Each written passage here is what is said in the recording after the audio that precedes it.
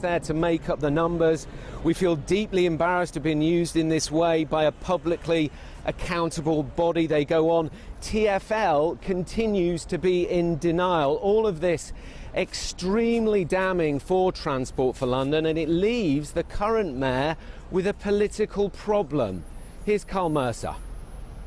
Cabin crew doors to manual. Cabin crew doors to manual.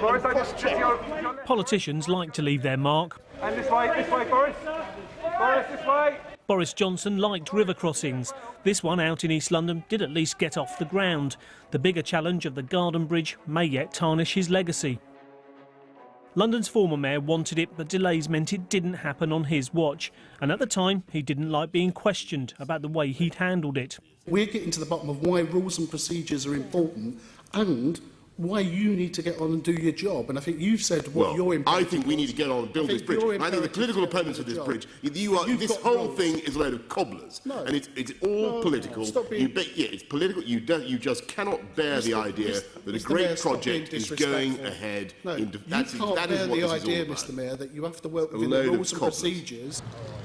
He's now got a new job, of course. Hrs GMT on Friday, the 7th of April 2017. We are publishing this footage published by the BBC Newsroom South East, also known as the BBC Deciding London, whether the bridge goes ahead will now fall about to the the man who latest Boris Johnson. condemnation of the abuse The idea by of the bridge, but said he Boris won't put Johnson any of more his public money power into it. But after as the asking Margaret executive Hodge mayor to of review London. the project in September, That has cost 3 months later, nearly he sent £50 this million email to of the chair public the money Garden already Bridge Trust, Lord in this Davies, vanity something like project this. Dear that Lord this Davies, vain I man believe that the position promoted. that I set out in May is clear. Given previous expenditure, the taxpayer will be better off if the bridge is built.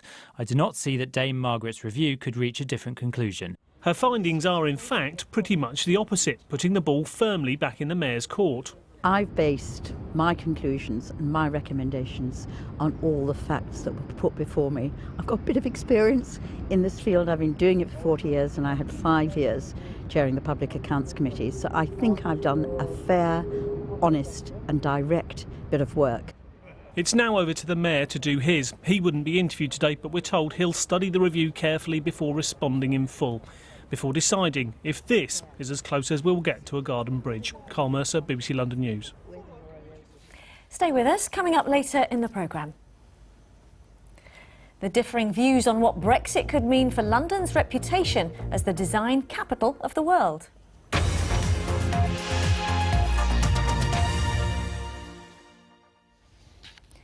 The mother of a baby boy with a rare genetic condition has pleaded with a judge at the High Court to give him his one chance of life. Doctors at Great Ormond Street Hospital have said it's time to stop providing life support treatment.